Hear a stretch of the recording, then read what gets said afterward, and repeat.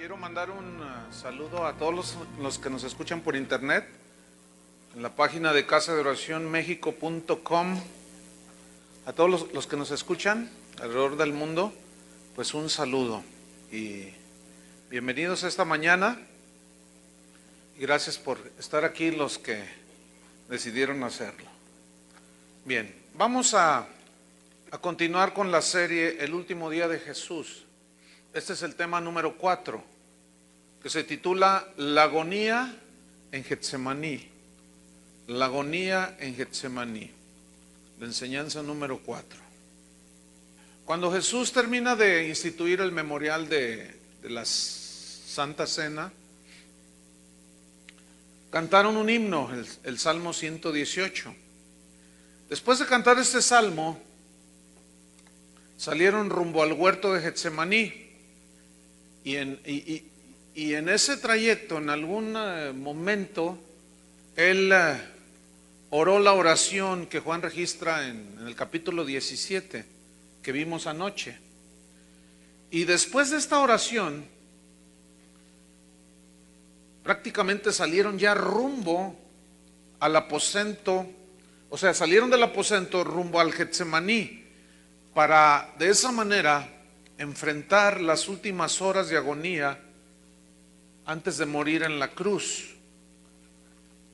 Sería un episodio tremendo, pero resulta que justamente en el camino al huerto, Jesús les dice unas palabras que son muy inquietantes para los discípulos y para nosotros también, porque no solo los inquietaron, sino más bien estas palabras que Jesús, ahorita vamos a leer en el Evangelio de Mateo, en el capítulo 26, si lo va buscando, más bien estas palabras de Jesús son unas palabras de advertencia hacia los 11 que le quedaban ahí.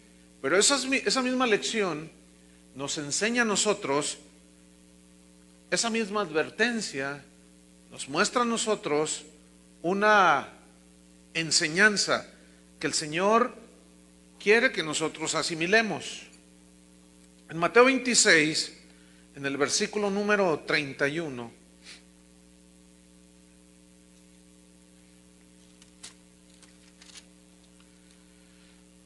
vamos a tomar aquí estas palabras.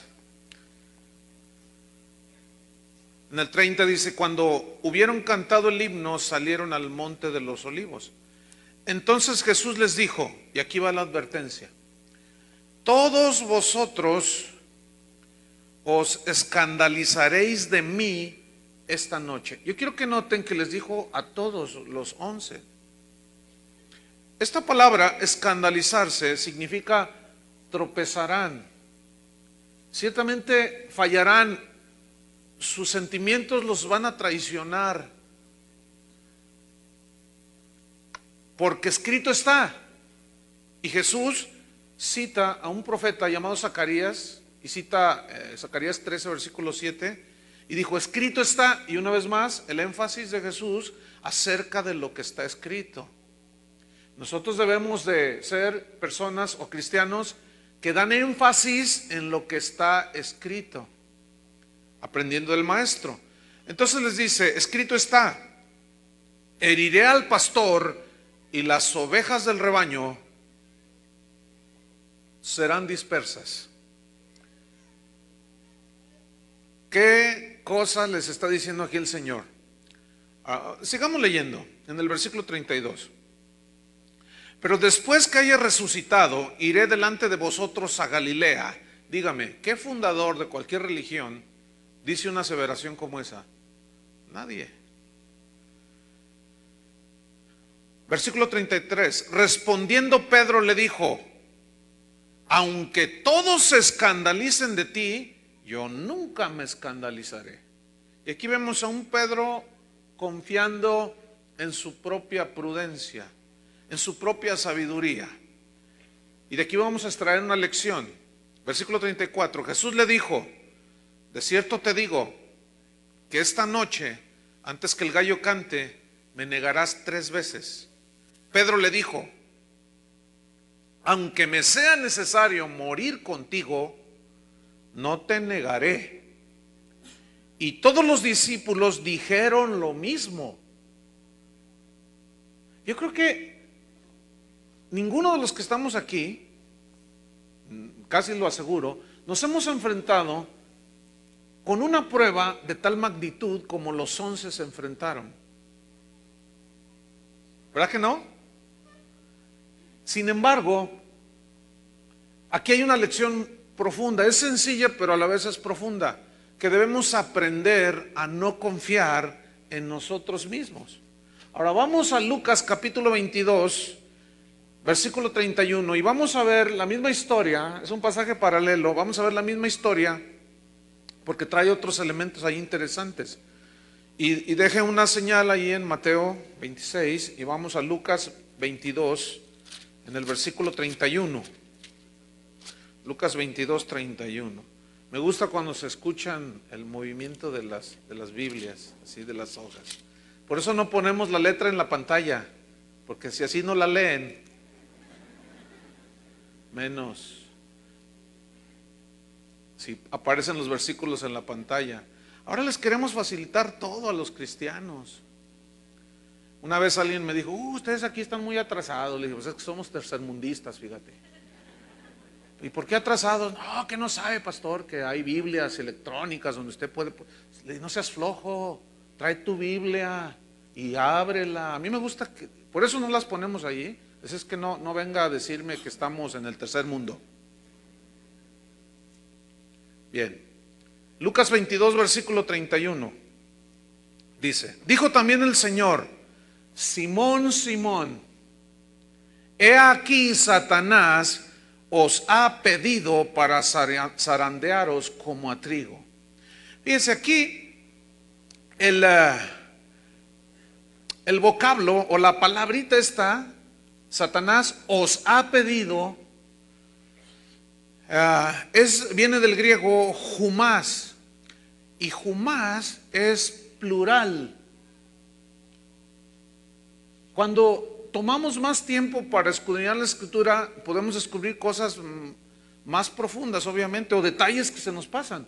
Yo le confieso que siempre había entendido que solo a Pedro le dijo que Satanás lo había pedido para zarandearlo, pero no solo a Pedro, porque el vocablo griego, humás, nos habla de vosotros. Entonces, a todos los discípulos, Satanás le pidió permiso a Jesús para zarandearlos como a trigo. Ahora, esta palabra zarandear significa aventar el trigo hacia arriba, porque esa era la costumbre que ellos tenían para limpiar el trigo, separar los granos del trigo de la paja. Aprovechaban los vientos, entonces ellos sacudían, golpeaban en el suelo y luego tiraban, lanzaban al aire las espigas, entonces la paja volaba y caía el grano, entonces ya lo recogían. Y la paja es todo aquello que se quema, que no nos sirve.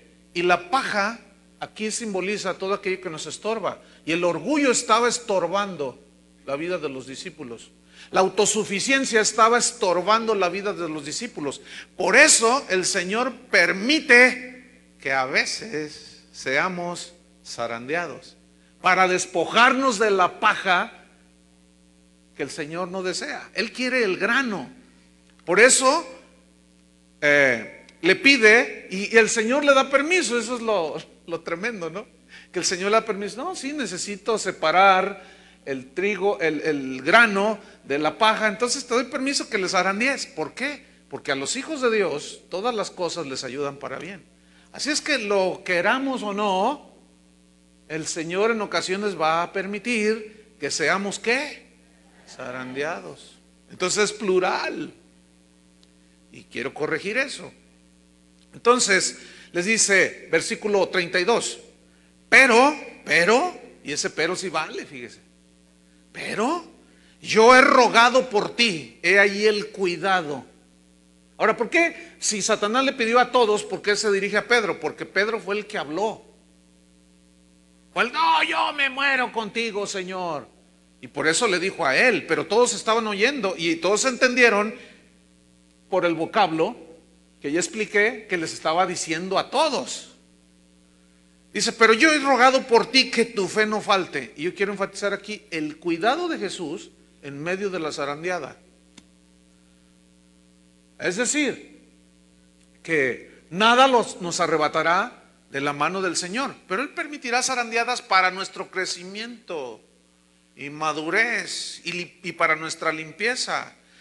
Dice, y tú una vez vuelto, o sea, una vez arrepentido, eso significa confirma a tus hermanos. Confirmar significa afirmar a otros por medio de la experiencia que se tuvo. ¿Entendieron? Es decir, tú pasas una zarandeada, una prueba, sales avante y ves que otro está en semejante prueba, entonces como tú ya fuiste tratado,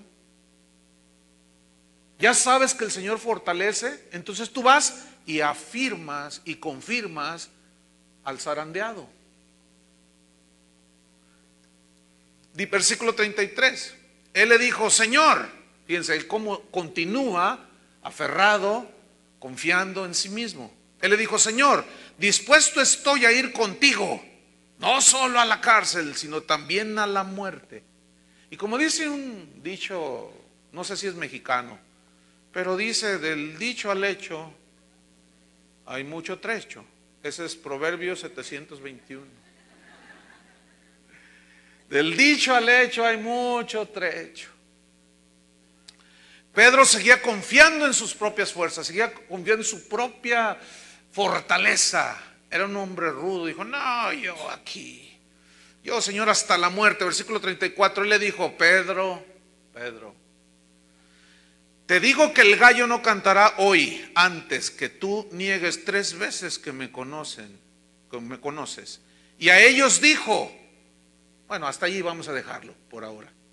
Entonces, ¿cuál es la enseñanza aquí? Jesús hace una advertencia acerca de que debemos de confiar en Él totalmente. Escúchenme bien, cuando no confiamos totalmente en Él, permite la zarandeada. Cuando pensamos que es por nosotros mismos, con nuestros propios recursos, síguele. Aunque nos zarandee, es por nuestro bien. Entonces aquí hay esa lección, confianza total en Él. Porque fíjense, la omnisciencia de Jesús, es decir, que todo lo sabe, se resaltaba, se magnificaba ante la debilidad de sus discípulos, que no sabían todo. Él lo sabe todo, nosotros no sabemos todo. Por eso es más sabio confiar en el que lo sabe todo. La fidelidad de Jesús se engrandecía ante la infidelidad de sus discípulos. Y el que parecía magnánimo era Jesús. Y Pablo lo entendió y dijo, si nosotros fuésemos infieles, Él permanece fiel. Vean cómo la grandeza de Jesús es intocable. Y se contrasta con nuestra humana debilidad. Su fortaleza se exalta ante la debilidad nuestra. Porque nada más quiero recordarles, queridos hermanos, que el Señor es más fuerte que nosotros. ¿Ya se les había olvidado? ¿No? Ah, qué bueno. Porque si no, la zarandeada va a doler. Jesús dijo, les había enseñado en el Sermón del Monte, bienaventurados los pobres de espíritu. ¿Qué significa esto? Son los que reconocen que sus propios recursos no son suficientes, que su propia fuerza e inteligencia no es suficiente y que necesitan la sabiduría de Dios, que necesitan la justificación de Dios, que sus obras no son suficientes para alcanzar la salvación, sino que necesitan la justicia de Dios en ellos. Esos son los pobres de espíritu.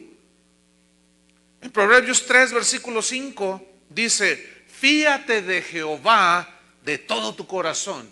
Y ese fíate pues es confía en Dios. ¿Cómo? ¿Con qué? Con todo tu corazón. Pero luego añade el Proverbio 3, versículo 5. Y no te apoyes, no te agarres, no descanses en tu propia prudencia. Y prudencia viene del hebreo biná, que significa entendimiento. Entonces, no te apoyes en tu propio entendimiento. No te apoyes, significa también biná, inteligencia. No te apoyes en tu propia inteligencia, porque recordemos que no se nos olvide, Dios es súper, no se puede comparar. Él es muchísimo más inteligente que nosotros. Biná significa también sabiduría. En otras palabras, no te confíes, no te apoyes en tu propia sabiduría. ¿Cuántas veces decimos, no, es que yo lo voy a hacer? Y tenemos un cliché, decimos, no, pues en el nombre de Jesús, y yo voy a hacer para demostrar que yo sí puedo. ¿A quién le vas a demostrar que tú sí puedes? ¿A Dios? ¡Ay! Se va a maravillar Dios. Va a decir, ¡ay! Estoy apantallado. Estoy maravillado de ver que este sí pudo con él mismo. Hermano, es imposible. Fíjate lo que decía San Pablo en 2 de los Corintios. Abran su Biblia allí. 2 de los Corintios 12, 8.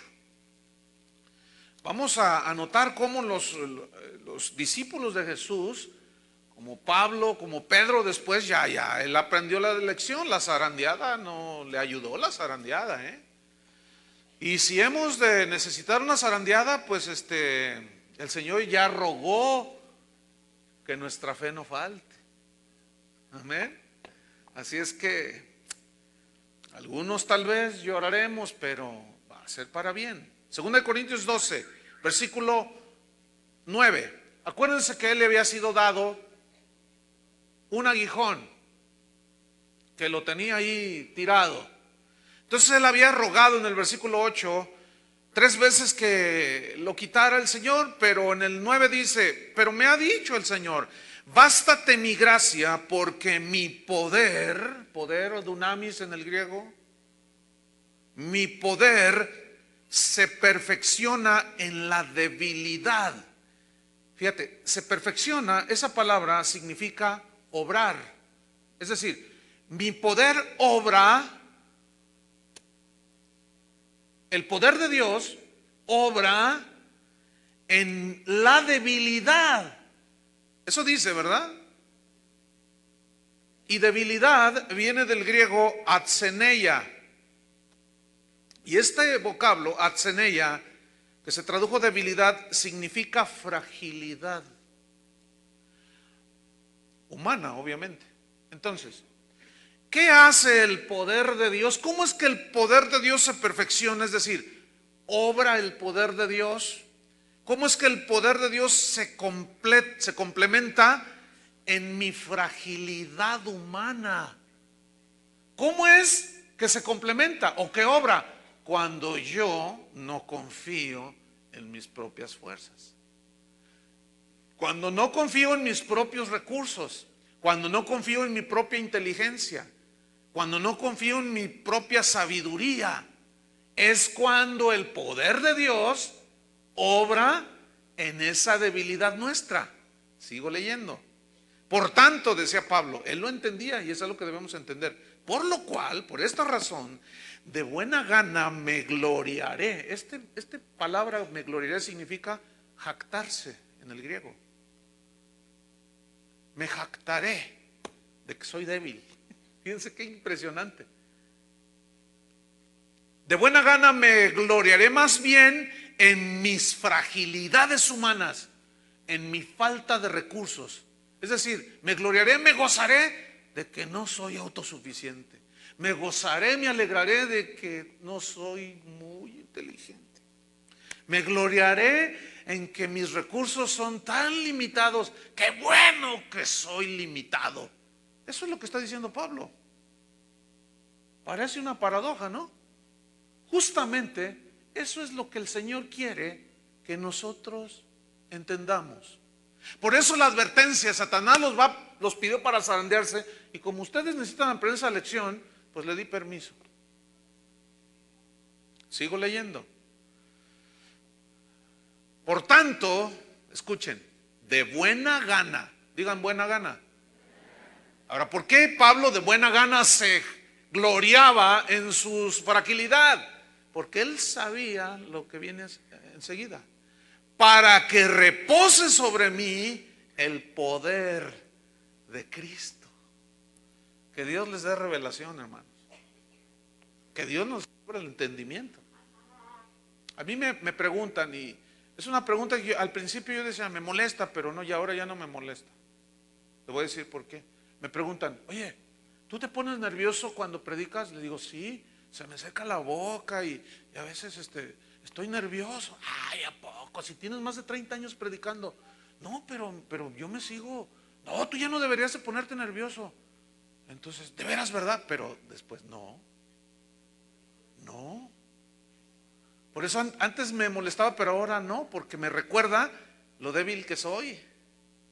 Entonces, cada vez que subo a un púlpito, cada vez que hablo la palabra de Dios, lo primero que pienso es no confiar en mi propia sabiduría, en mi propio conocimiento. Porque el Señor es tan así, tan así, que aún puede permitir que en plena predicación se me vaya la voz. Entonces voy a descansar mejor y me voy a gloriar. Qué bueno que me pongo nervioso. Qué bueno que no, que soy no me falta tanto. Qué bueno. Porque entonces, cuando yo reconozco que yo no soy el que hace las cosas, es cuando reposa el poder de Dios. ¿Lo están entendiendo, hermanos? Esto es sencillo, pero a la vez es profundo. Ahora sigo leyendo. Versículo 10. Por lo cual, por amor a Cristo, me gozo en las debilidades, en mi fragilidad.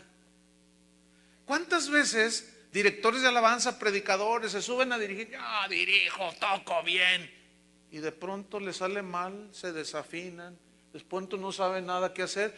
Y saben una cosa, los que están ahí abajo se dan cuenta cuando no se preparó el que está dirigiendo. ¿Sí o no? Ya ven, músicos, ya ven. Porque empezamos a confiar en nuestras habilidades, ya ni oramos, ya sé tocar el piano, ya nomás agarro una listita y le hago así, canto. No, hermanos. Y el Señor es muy experto en cómo nos demos cuenta que estamos haciendo mal y permite por ahí una zarandeada. Sigo leyendo. Por lo cual, por amor a Cristo, me gozo en las debilidades. Fíjate nomás, en afrentas. O sea, cuando lo afrentaban a Pablo, ¿por qué se gozaba? O sea, pues ni modo de golpearme con él. Pues que me digan lo que me digan. Si me dicen que soy el Mesías de Jerusalén, si me dicen que soy la basura de Antioquía, si me dicen que... Qué bueno que me digan que soy una basura. ¿Qué puedo hacer yo? Pero justamente la basura fue la que escogió el Señor para hacer algo, ¿no es cierto? Entonces, cuando te digan basura, pues alégrate, porque justamente el Señor escogió la basura para hacer de la nada, tomar de la nada para hacer algo. Pero no de los que confían en su propia prudencia, sino de los que confían plenamente en Dios. Por eso decía Pablo, por amor a Cristo me gozo en las debilidades, en afrentas, en necesidades. Ay, qué difícil es esto, ¿no? ¿Saben por qué nos es difícil? Porque no logramos confiar totalmente en el que suple todo. Por eso se nos es difícil. Pero si tú te abandonas en la fe, en el buen sentido de la fe, decir, bueno, yo no puedo hacer nada humanamente. Voy a descansar en el Señor, voy a confiar. Es cuando el poder de Dios se manifiesta, hermanos. Justamente allí, en necesidades, en persecuciones, en angustias. Y fíjate la revelación de Pablo. Porque cuando soy débil, esta frase significa cuando reconozco que yo no puedo. Entonces, ¿qué dijo? Soy fuerte.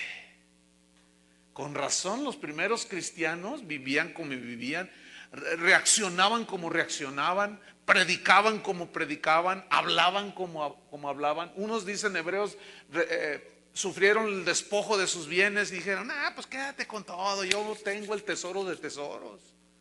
y no estaban aferrados aquí. Entonces, dicen las crónicas de la historia de la iglesia cristiana que cuando quemaban a los cristianos o lo lanzaban a los leones, muchos hasta se gozaban de ser un platillo allí para el león. Qué increíble. Y ellos eran de los que decían, si Dios me puede librar de la boca del león, y si no me libra, pues que provecho al león. O sea, ellos era lo que los hacía fuerte, hermanos. ¿Qué es lo que nos hace fuerte? La fe, la confianza en el Señor. Y ahí está esa enseñanza tremenda, hermanos. Mateo 26, ahí vamos a hacer como un paréntesis, pero ahí está esa advertencia y la enseñanza. Vamos a Mateo 26, vamos a ver la agonía de Jesús. Mateo 26, versículo 36.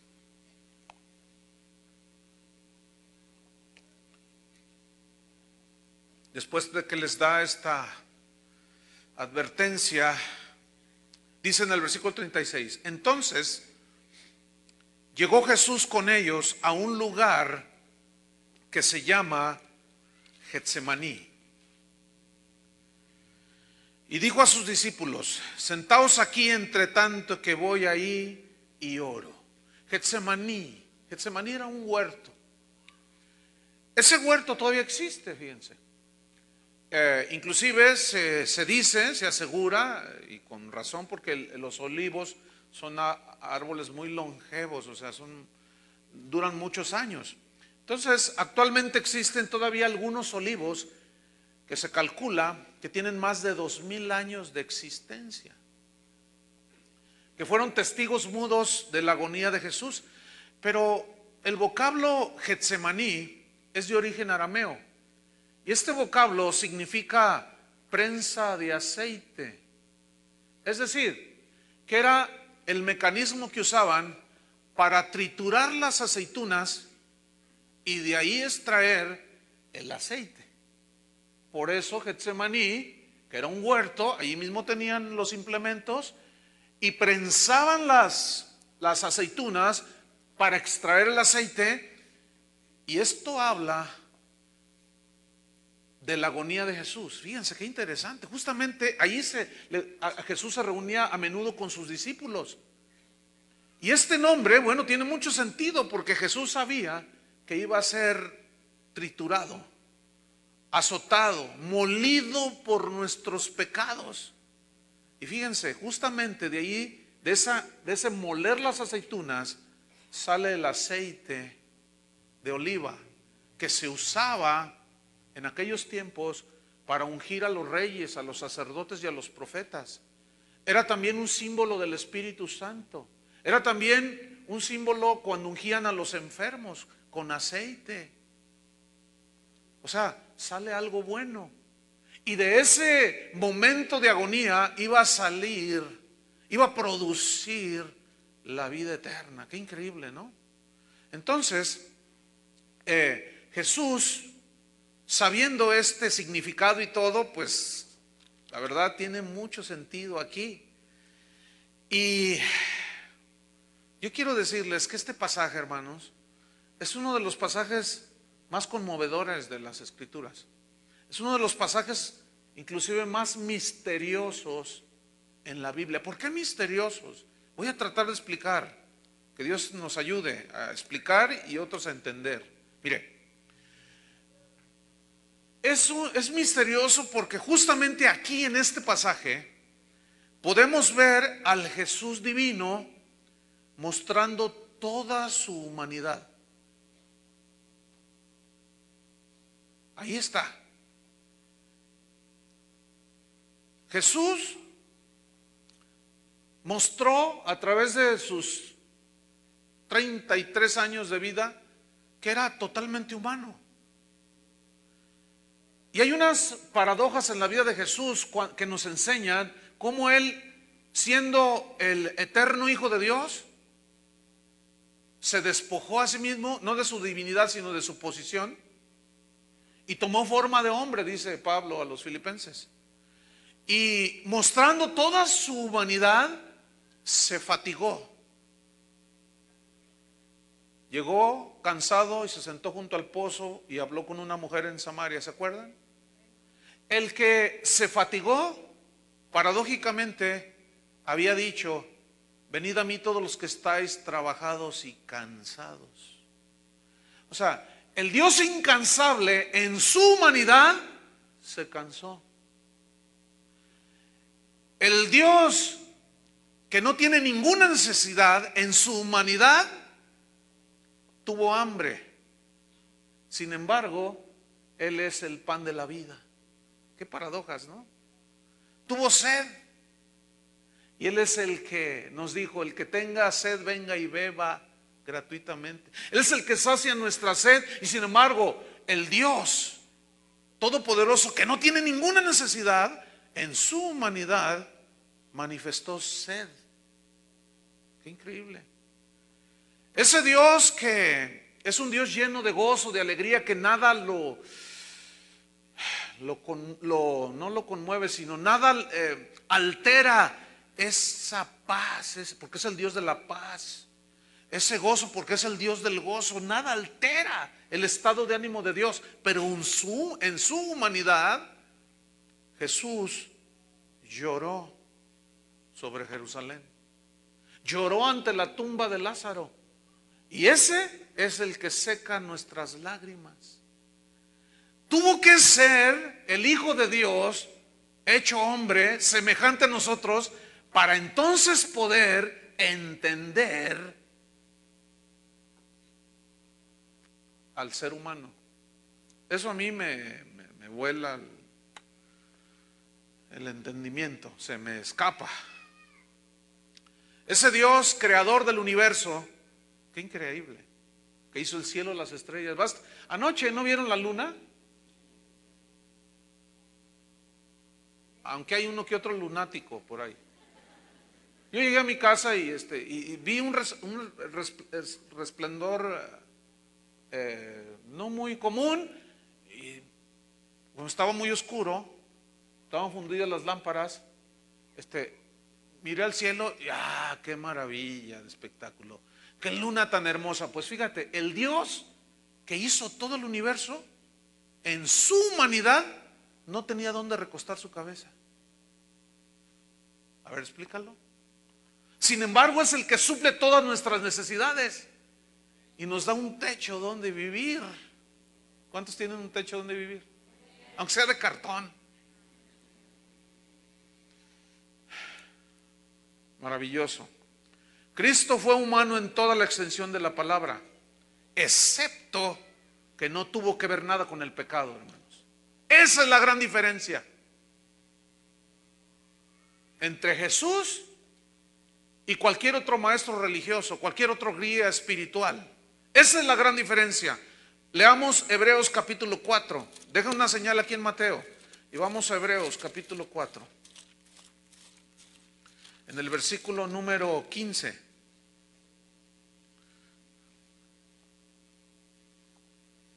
Pongan atención, hijos de Dios, porque esto es hermoso para nosotros.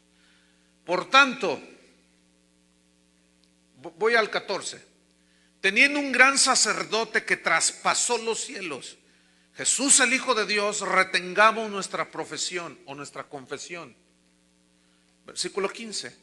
Porque no tenemos un sumo sacerdote que no pueda compadecerse de nuestras debilidades. Es la misma palabra, atseneia. De nuestra fragilidad humana. No tenemos ese sacerdote, hermanos. Los sacerdotes del Antiguo Testamento tenían que ofrecer sacrificios por el pueblo y por ellos mismos, porque eran débiles, sujetos a las mismas debilidades, a la misma fragilidad humana. Entonces nosotros tenemos uno que se compadece de nuestras debilidades. Dice, uno que fue tentado en todo, según nuestra semejanza. Es obvio, no se necesita mucha explicación, semejanza humana. Pero, ¿qué dice? Sin pecado. Sin pecado. Versículo 16.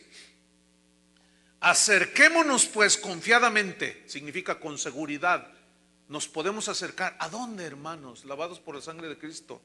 Al trono de la gracia. Que todo se nos es dado por gracia, no en base a nuestros méritos, sino a los méritos de Cristo. No en base a nuestros logros o lo que podamos hacer, sino en base a lo que Cristo logró por nosotros. Pero ahora se nos da por gracia. Cuando vamos a este trono de la gracia y alcanzamos ¿qué? Misericordia y hallar gracia para el oportuno socorro. Porque no hay ninguna tentación que no sea humana, dice Pablo a los Corintios. Dios no permitirá ser tentados más allá de lo que podamos resistir. Porque juntamente con la tentación vendrá el oportuno socorro.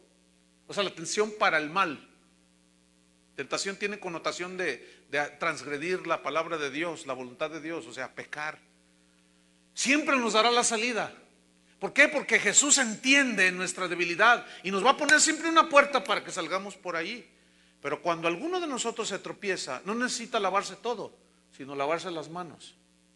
¿Están entendiendo? O los pies, o la cabeza.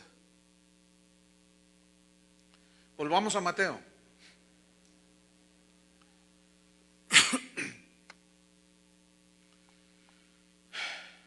Dice el versículo 37 del capítulo 26 de Mateo. 26:37. Y tomando a Pedro y a los dos hijos de Zebedeo, Juan y Jacobo, comenzó a entristecerse y a angustiarse en gran manera. Ponen mucha atención. El vocablo entristecerse viene del griego lupeo. Esta palabra significa afligirse.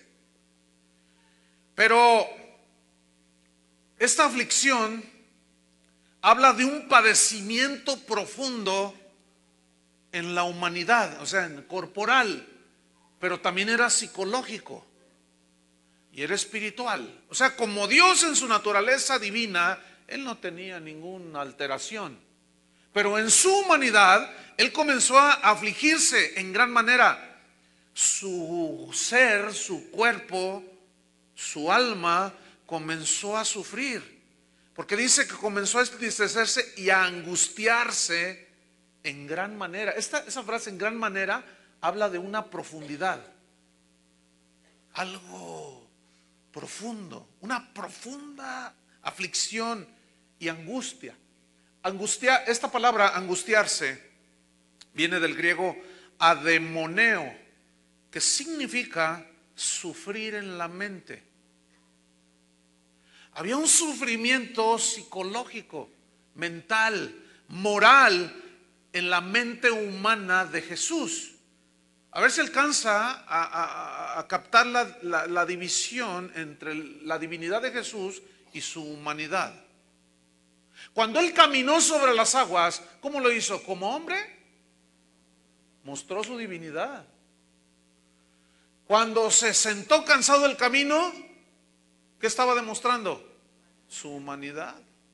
Cuando multiplicó los peces y los panes, ¿qué estaba demostrando? Su divinidad. Cuando se estaba angustiando en gran manera, ¿qué estaba demostrando? Su humanidad. Entonces esta palabra, ademoneo, significa sufrir en la mente. Habla de una sensación sumamente angustiante moral, que a la vez produce una serie de consecuencias que los médicos ahora hablan de enfermedades psicosomáticas. Es decir, que son presiones mentales, psicológicas, pero que se manifiestan con dolores corporales. Es así como la gente dice, ay, me duele mucho la cabeza, tengo esto, me duele acá. Y concretamente habla de que este dolor, esta angustia, producía un dolor abdominal severo, como una presión. Entonces la persona que está así va con el médico y el médico le pregunta, ¿qué siente? Dígame. Entonces, no, pues siento así, me duele aquí, me duele acá. Entonces te empieza a hacer todo la revisión y te dice, no, ¿sabe una cosa? Usted no tiene nada. Usted está estresado, dicen ahora. Estrés significa presión. Usted está presionado por algo. A eso alude. Entonces, él comenzó a sentir esos dolores en su humanidad. Escuchen. Pero había más, era un dolor físico que no solo provocaba ese tipo de dolor, sino provocaba un mareos, provocaba ansiedad. Y la ansiedad es una agitación que a la vez produce una tensión emocional muy fuerte. Fíjese lo que viene en el versículo 38. Entonces Jesús les dijo: mi alma está muy triste hasta la muerte. Quedaos aquí y velad conmigo. Mi alma está muy triste. El alma es donde están albergados todos los sentimientos, el entendimiento, la voluntad, etcétera. Y él dice que su alma estaba muy triste, y esta frase, muy triste, viene del griego perilupos, que significa afligirse totalmente. Es decir, Jesús estaba intensa y profundamente triste. Escuche bien, intensa y profundamente triste. Y comenzó a sentir dolores en su vientre, en su espalda, en su cabeza, tal vez la sentía explotar. Sentía morirse, dice, hasta la muerte. La Nueva Versión Internacional traduce este versículo de la siguiente manera: les dijo a sus discípulos: es tal la angustia que me invade que siento morirme. No sé si alguno de ustedes alguna vez haya sentido este tipo de experiencia. La versión Dios habla hoy lo traduce de esta manera: tengo una tristeza de muerte. Y en esa profunda tristeza y dolor les dice: velad conmigo, apóyenme en oración. ¿Y qué hicieron los discípulos? Se durmieron.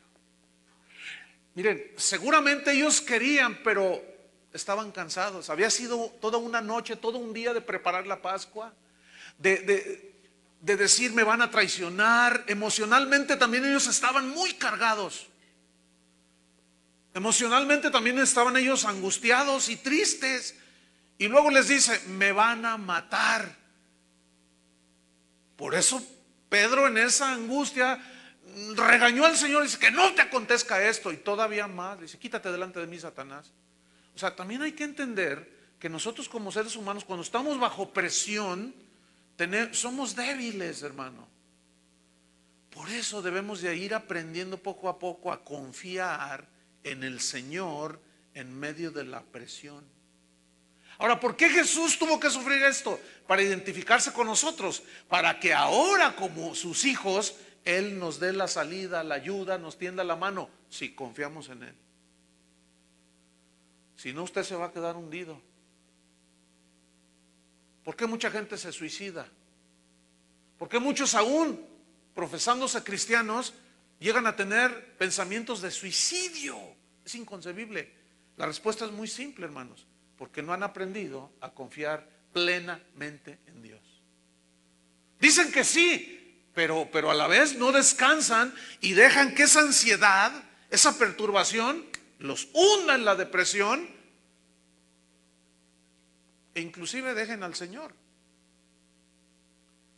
Pero si son verdaderos hijos de Dios, el Señor ya oró que tu fe no falte. Y aún tocando fondo, de ahí el Señor nos puede levantar. ¿A cuántos ha levantado así? O sea, seguimos siendo débiles, hermanos. Pero también está el otro lado, la enseñanza de Jesús: confía plenamente. ¿Creéis en Dios? Creed también en mí. En el mundo tendréis aflicción, pero confiad. Eso es lo que está diciendo aquí, enseñando: confiad, confiad. Yo he vencido al mundo, y si yo como humano lo pude hacer, ustedes lo pueden hacer también. Porque mayor es el que está en nosotros que el que está en el mundo. Vean pues cómo el Señor está tratando con sus discípulos para lo que vendría posteriormente: capacitarlos para enfrentar todo lo que ellos vivieron. Por eso es necesario que nosotros pasemos por Getsemaní también. ¿Entienden la analogía? Es necesario, hermanos. Se durmieron los discípulos. Versículo 39. Yendo un poco más adelante, dice, se postró sobre su rostro y orando y diciendo, Padre mío, si es posible pase de mí esta copa, pero no sea como yo quiero, sino como tú. Mire, era tal su dolor y angustia y sumo dolor físico, moral, que cayó al piso. Ahora fíjese, la palabra o la frase se postró viene del griego pipto, y este verbo habla de caerse, habla de derrumbarse literalmente, físicamente, o sea, se derrumbó, pero no alude a la oración así como, por ejemplo, yo ahorita me puedo postrar para orar. No sé si me estoy explicando. Sino habla que era tal la carga que Jesús en ese momento tenía que se derrumbó. ¿Qué sucede cuando usted está muy triste, en una angustia? ¿No cae tirado a la cama? La misma presión nos hace derrumbarnos. Entonces Jesús se derrumbó al piso, cayó, porque ya estaba sintiendo él toda esa angustia, todo ese sufrimiento. Y dijo en esa postración, Padre mío, si es posible pase de mí esta copa, pero no sea como yo quiero, sino como tú. Cuando dice esta copa, no tenemos tiempo para explicar cómo en las Escrituras, cuando habla de la copa, siempre se refiere a la ira de Dios, que está en una copa simbólicamente y es derramada. Todos los profetas que hablaron de la copa de la ira de Dios, en el Apocalipsis Juan también habla de copas, ¿no es cierto? Y habla de un derramamiento de la ira de Dios. En la última cena, o en la cena pascual, había copas. ¿Qué había en esa copa? Vino, que simbolizaba la sangre. O sea, iba a caer la ira de Dios, el castigo de Dios que tú y yo merecíamos, iban a caer sobre de él. Por eso la copa siempre en la Biblia habla de la manifestación de la ira de Dios. Esto es muy importante, y aquí entramos ya un poco más profundo sobre lo que Jesús vivió. Pongan mucha atención, no se duerman, porque si se duermen van a despertar a la media hora. Bueno, seguimos. Si es posible, pase de mí esta copa, pero luego añade, pero no sea como yo quiero, sino como tú. Ahora, vamos a Lucas 22, 44. Pongo una señal aquí, vamos a Lucas 22, 44. Lucas 22, versículo 44. Y vamos a ver la misma historia, pero con otros elementos que Lucas, que era médico, subrayó. Y estando en agonía, oraba más intensamente. En ese sufrimiento, ¿qué hacía Jesús? Se fue a la cantina a emborrachar, ¿verdad? ¿Por qué algunos reaccionan de esa manera? Santiago dice, ¿está alguno triste? Haga oración. ¿No dice así? ¿Qué debemos hacer cuando estamos en angustia y en tristeza, hermanos? Orar. ¿Pero qué hacen algunos? Van y se refugian a la plaza de los mariachis con 2 botellas de tequila. Ah, sí, seguramente eso te va a sacar de la angustia. Seguramente eso te va a sacar de la depresión, ¿verdad? No, hermanos. Entonces, a más angustia, a más presión, más oración. ¿Por qué? Porque justamente ahí es donde se manifiestan las debilidades, y en la oración estás manifestando tu confianza en Dios, y es donde agarras la fuerza. Oraba más intensamente, pero noten lo que viene a continuación. Y era su sudor como grandes gotas de sangre que caían a tierra. Miren, hermanos, la ciencia a este fenómeno le llama hematidrosis. ¿Qué es esto de hematidrosis? Este fenómeno se presenta cuando alguien está en una extrema carga emocional. Dice la definición de hematidrosis que los vasos capilares que están bajo la piel se rompen a causa de la tensión, del estrés, vamos a llamarle para ubicarnos bien, de la angustia, de la tristeza, de la presión, se rompen y la sangre que empieza a fluir de eso, cuando se rompen estos vasos, se mezcla con el sudor y sale por las glándulas sudoríparas. Y es así como Lucas dice, y Jesús sudaba como grandes gotas de sangre.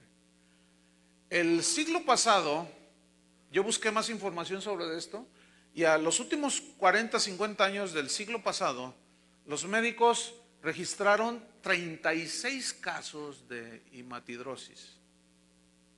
Hematidrosis. Es decir, de gente que estaba en alguna angustia tal que se presentó este fenómeno. Fíjese, aquí yo debo decir algo. Por un buen tiempo, yo en lo personal creía que ese versículo, sudaba como grandes gotas de sangre, era para enfatizar el sufrimiento de Jesús, pero que no era literal, porque dentro de las expresiones bíblicas y del lenguaje común hay una figura retórica que se llama símil, y el símil es una comparación de algo con una cosa, y se distingue por la palabra como, es decir, es como decir, soy como el agua cuando se escurre, estoy así, como la misericordia, como el cielo es más alto que la tierra, como el cielo, así engrandeció el Señor su misericordia. Es decir, es una comparación para evidenciar algo. ¿Me expliqué? Bien, eso se llama un símil. Y por años yo pensaba que era un símil, pero siempre debemos tratar de ir un poco más profundo e investigando. Y bueno, lo único que me sucedió fue que me metí un poco más al texto, hice una exégesis, se llama, un escudriñar más profundo, y me di cuenta de que estaba en un error. No era un símil, no era una expresión retórica, era, escúcheme bien, literal. La prueba es que la ciencia ya lo tiene documentado. Entonces, lo más seguro es que ese fenómeno Jesús lo vivió, lo cual prueba de su profundísima agonía que él estaba sintiendo en ese momento. Y aquí a mí me surgieron unas preguntas. ¿Por qué sintió Jesús esta agonía? ¿Por qué? ¿Cuál es la razón de haberse angustiado y entristecido tanto? ¿Acaso Jesús temía al dolor físico? Pues no, porque él les había dicho a los discípulos, no teman a los que matan el cuerpo. Entonces yo sé que efectivamente él no tenía temor al dolor físico. Pero luego me surge otra pregunta. ¿Acaso Jesús temía a la muerte? No, tampoco, porque él mismo dijo, para he llegado a esta hora. Y Pablo mismo dice, para mí el vivir es Cristo y el morir me es ganancia.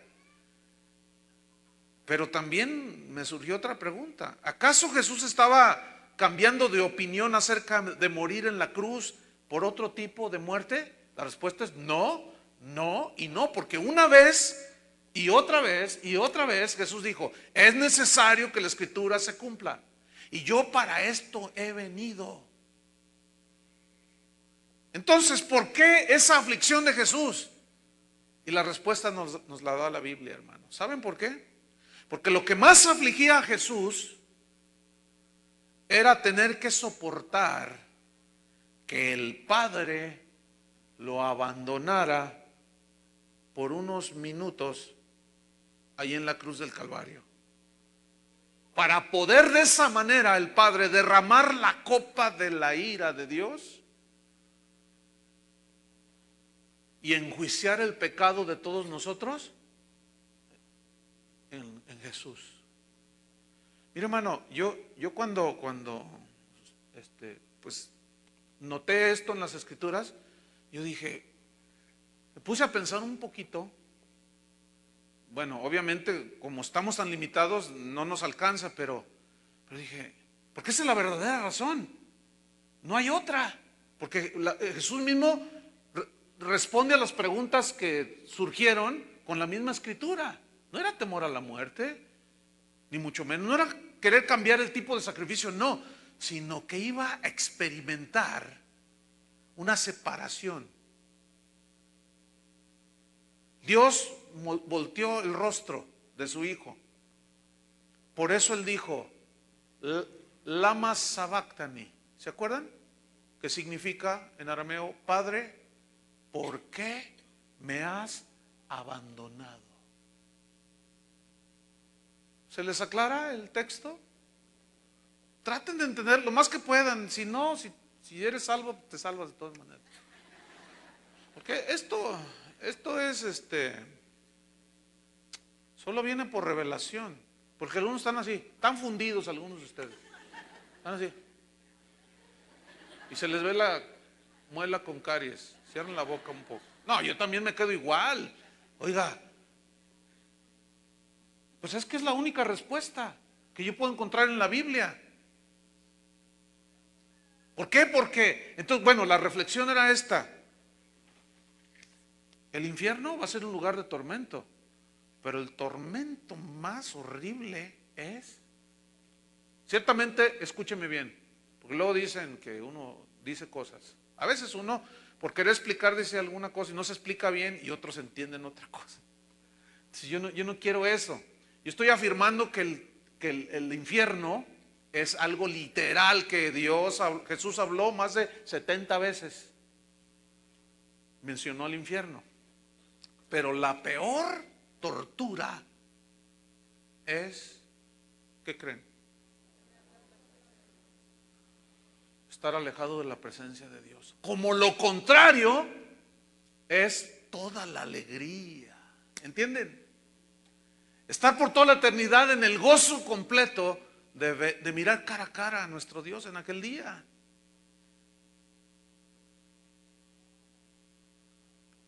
Qué increíble.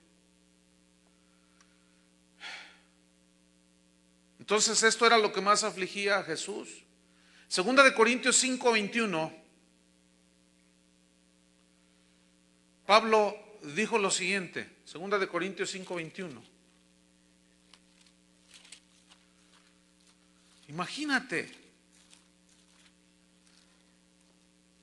en la oración de Jesús, en el capítulo 17 de Juan, mientras buscan Segunda de Corintios, que estudiamos anoche,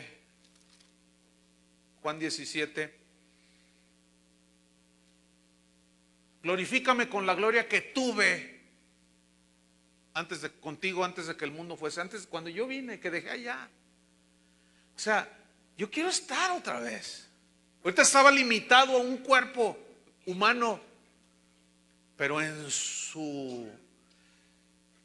miren, hay que tratar de hacer bien la distinción. El pecado de nosotros lo llevó en su cuerpo. De esto voy a hablar el fin de semana, de Isaías 53. El pecado de nosotros, ¿dónde lo llevó? En su cuerpo, no en su ser espiritual. Su divinidad quedó totalmente intacta. ¿Está entendiendo? Esa no fue alterada.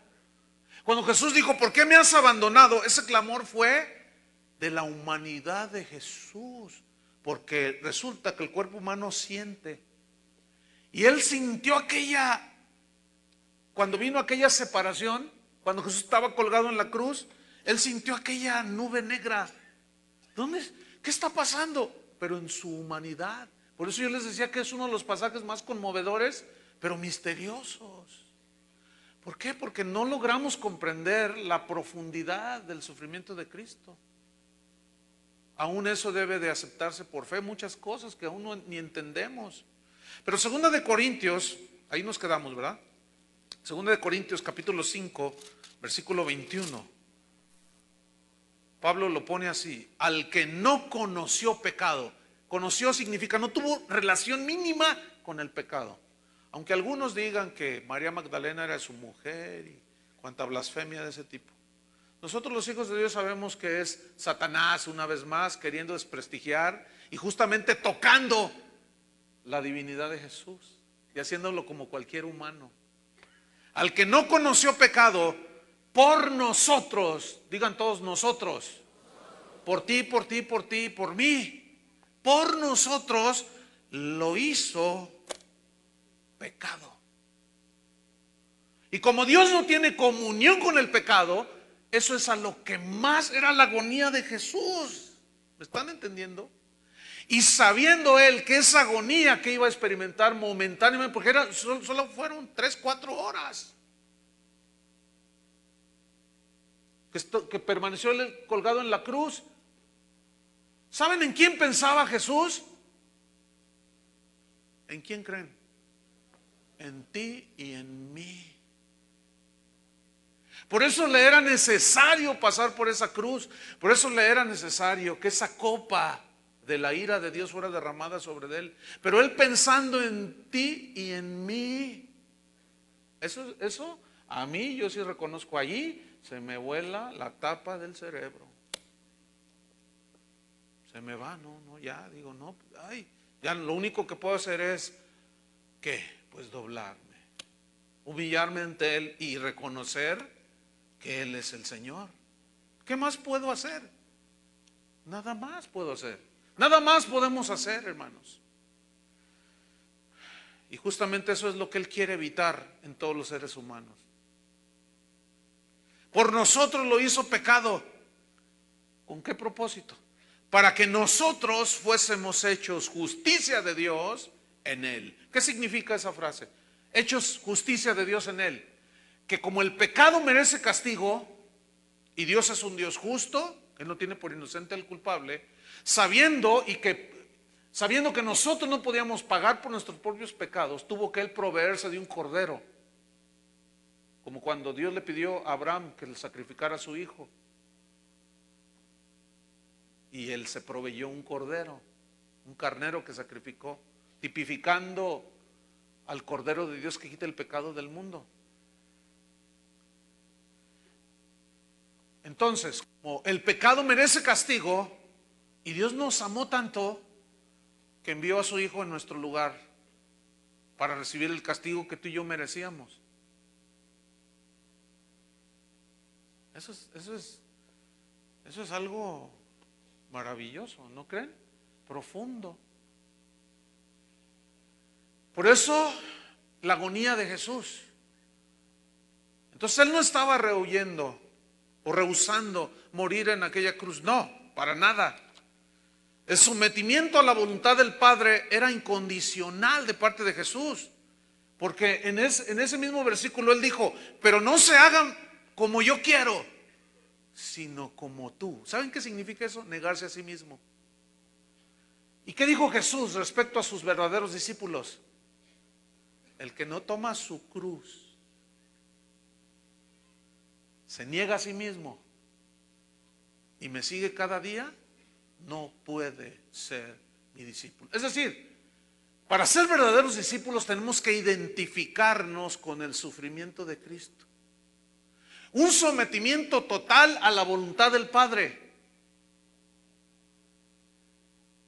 Por eso el domingo pasado yo hablé sobre la obediencia, un rasgo del verdadero discípulo de Jesús, de los verdaderos discípulos. No mi voluntad. Y Jesús está demostrando aquí un sometimiento total a la voluntad del Padre. Él había dicho, no lo busquen, en Juan 8:29 dijo, yo siempre hago lo que le agrada. Siempre hago lo que le agrada. En Juan 4:34 dijo, mi comida es hacer la voluntad del que me envió. El hacer tu voluntad, citó un salmo después Jesús. El hacer tu voluntad, Dios mío, me ha agradado. Entonces la humanidad de Jesús se muestra en toda su intensidad aquí en este pasaje. En la angustia de tener que enfrentar la copa de la ira de Dios. Sin embargo, como hijo de Dios eterno, sabía que no había otra manera de salvar al mundo. Por eso se sometió a la voluntad del Padre. Como humano, Jesús lo dio todo. Se ofreció todo, ¿no es cierto? ¿Que Jesús no nos pide todo a nosotros? O sea, nosotros no vamos a hacer nada para hacer perdón a nuestros pecados. No estoy hablando de eso, ni se confunda. Pero si el Padre no rehusó a su Hijo y Jesús no rehusó dar su vida, ¿qué nos queda a nosotros, hermano? ¿Dársela en abonos? ¿Y cuántas veces le ponemos condición a Dios? Voy a la iglesia si me concedes esto. Uy, hermano, Dios no es ningún genio de la lámpara, hermano, para conceder deseos. Egoístas, necios, carnales, mundanos, pecaminosos. El otro día me hicieron una pregunta así, oiga pastor, fíjense la pregunta, oiga pastor, va a sonar chusco, pero no es el propósito que suene gracioso. Pero me dijo, oiga pastor, por ejemplo, si yo soy jugador de fútbol, dice, y yo juego en el Atlas, ya, traten de no tomarlo muy chusco. Pero eso sucedió. Y yo dije, me quiere bromear a mí. Y dice, ¿me estás echando una broma? Dice, no, es que mire, si yo soy jugador de fútbol y le voy al Atlas, entonces si yo oro con fe para ser campeón, bueno, es que ya el destino del Atlas es. Yo le dije, bueno, mira, hay varias respuestas. La primera es que el destino del Atlas es solo un campeonato y ya. Pero luego yo le volteé la tortilla, fíjate, y le dije, entonces fíjate, tú vas a jugar la final contra las Chivas del Guadalajara. Y resulta que también ahí hay 2, 3 Chivas que son ovejas, que son cristianos. Entonces también ellos van a orar porque los dos quieren ser campeones. ¿Tú crees que Dios, escúchenme bien, tú crees que Dios se va a tomar partido en ese tipo de cosas? Dios no es frívolo. Pero ¿y si oro con fe? Mira,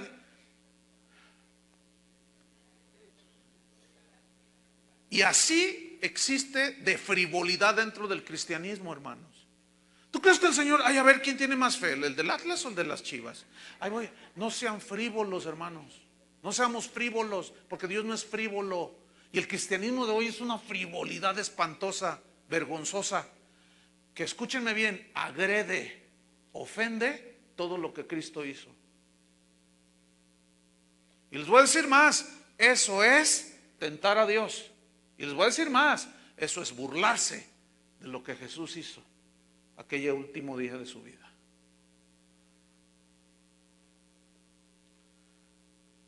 Y les voy a decir más. Por eso la iglesia del Señor no debe ser un circo de 3 pistas. Por eso el altar de Dios no debe ser un lugar de exhibicionismo, ni de promoción, ni de vengo a cantarles para vender mis discos y vengo a predicarles para que compren mi libro allá afuera.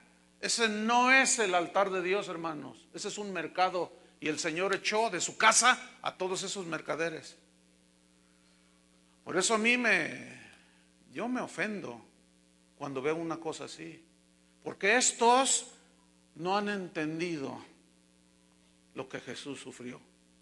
¿Tú crees que Él sufrió todo eso para venir nosotros a hacer payasadas al púlpito y entrar en motocicleta hasta acá? Y empezar a ser cirquero, como un circo descendiendo allá con un gancho el pastor y de una plataforma. ¿Ustedes creen que el Señor hizo todo eso? Hermanos, lo que Jesús hizo en la cruz del Calvario y sufrió en ese Getsemaní no era un acto de circo. No era un acto de circo. No era una obra de teatro, hermanos.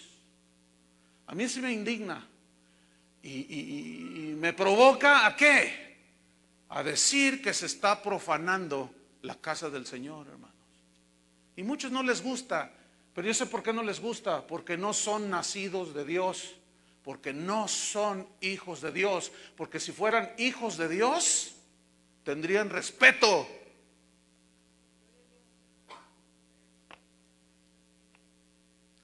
Tendrían respeto por la casa de Dios.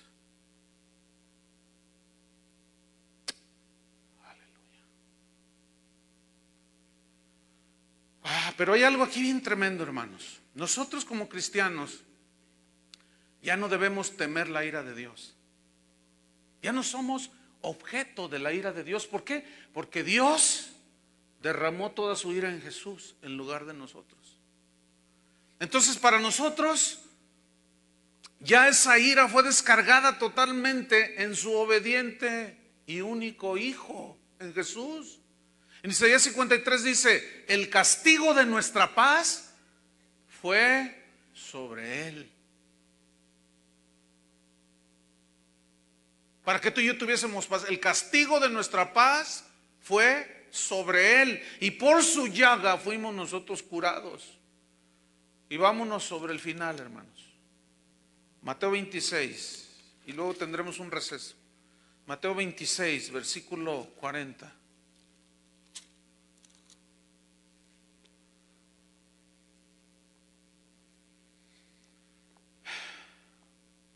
Vino luego a sus discípulos y los halló durmiendo. Ahí está la debilidad del hombre mostrándose. Lo dejaron solo. Y dijo a Pedro: así que no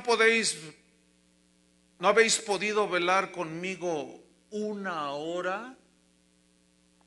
Era un reclamo ciertamente, pero también había una enseñanza, y en esa enseñanza y reclamo también se estaba manifestando la misericordia de Dios, porque él había orado previamente por él. Versículo 41: velad y orad para que no entréis en tentación. El espíritu, la verdad, está dispuesto, pero la carne es frágil. Por eso no debemos de confiar en la carne. Por eso Pablo decía: las armas de nuestra milicia no son carnales, refiriéndose a estrategias humanas, pensamientos humanos, razonamientos humanos, confianza en la sabiduría humana. No. Y Jesús lo vuelve a ratificar: la carne es débil, es frágil. No confíen ni en su propio corazón, porque a veces los puede engañar. Confíen. ¿Saben en qué debemos de confiar, hermanos, para estar seguros? En lo que está escrito, en la palabra de Dios. Esa es inalterable. Siempre es. Era eterna, sigue siendo eterna. La palabra, el verbo se encarnó y se hizo hombre. Versículo 41: velad y orad para que no entréis en tentación, la carne es débil. 42: otra vez fue y oró por segunda vez, fíjate, diciendo: Padre mío, si no puede pasar de mí esta copa sin que yo la beba, si no puede. Él sabía que no, pero ¿cómo está hablando allí? Por su humanidad. Hágase tu voluntad. Aquí ya está surgiendo la inalterable divinidad del Hijo de Dios. Pero no se haga mi voluntad, sino la tuya, Padre. Para esto he venido al mundo. Versículo 43: vino otra vez y los halló durmiendo, porque los ojos de ellos estaban cargados de sueño y además de cansancio, hambre, sed. Estaban desvelados. Y dejándolos se fue de nuevo y oró por tercera vez, diciendo las mismas cosas. Termino diciendo esto. Aquí mostrándonos, está Jesús mostrándonos en toda su intensidad su agonía, su tristeza y sufrimiento por lo que se avecinaba. ¿Qué era? Que el Padre lo abandonaría por unos breves momentos. Y en el versículo 45, fíjense lo que dijo. Entonces vino a sus discípulos y les dijo: dormid ya, descansad. He aquí, ha llegado la hora y el Hijo del Hombre es entregado en manos de pecadores. ¿Qué dijo Jesús? la hora ha llegado. Y en eso se oye un tumulto. Era Judas liderando a todos aquellos. Se había vendido por 30 monedas de plata.